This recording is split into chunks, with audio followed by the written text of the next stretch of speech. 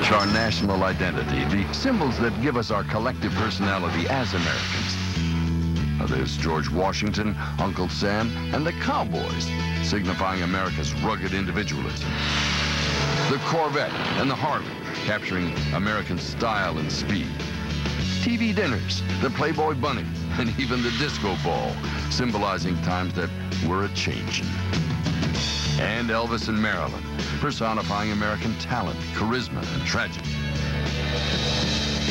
While tragic events also produce enduring symbols, the passion stirred by these events renew our appreciation for the people, places, and things that have always defined us as Americans. These are their stories, the stories of American classics. Welcome to American Classics. Hi, I'm Dick Clark. The birth of the Good Humor Man, the disco ball, Muhammad Ali, plus the frozen meal that transformed our living rooms, all when American Classics returns on the History Channel. It was the exact same ingredients that produced the classic American dessert.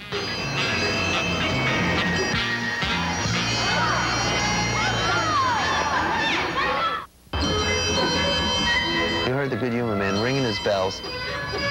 You got your money, and you went out. There was really no time to waste here because you knew you had to catch him now, otherwise he'd be gone. The world stops for the Good Humor Man.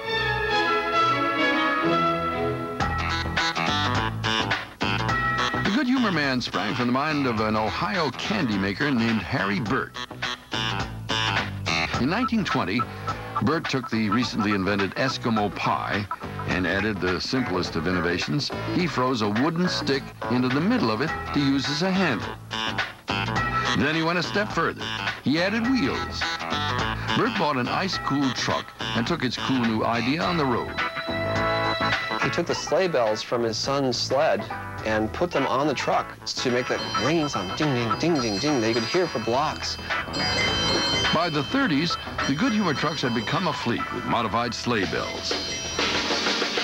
By the 1950s, the man himself was an institution and would help knit together the 40 million Americans who moved from tight-knit urban neighborhoods to the more detached life in suburbia.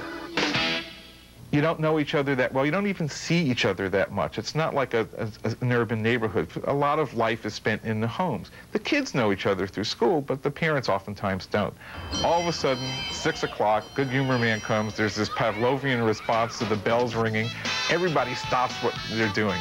You're frozen in time. You're frozen in space. Everybody comes out, and you can see the whole neighborhood.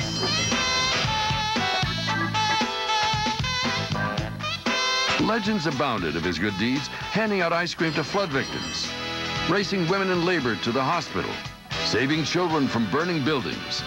The Good Humor Man was a paragon of American virtue. He would treat you with respect. He would address you as sir or ma'am. It was really a great thing when you were a kid, and you got ice cream, too. It was the best part about it.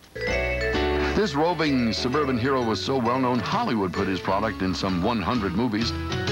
But changing times took their toll on the mobile man. The 1970s fuel crisis turned the rolling freezers into a losing business.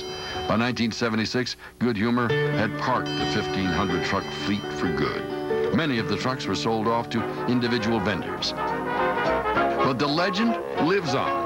As long as a single child remains of whatever age, who once ran after the Good Humor truck with a dime, the classic status of the Good Humor Man is virtually assured. When I grew up, when my father grew up, the kids growing up today, they remember the Good Humor Man.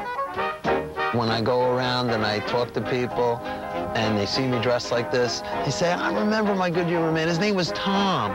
And I go, that's great. What was the name of your 3rd grade teacher? And they'd scratch their head and go, I don't know. People remember their Good Humor Man. It's incredible.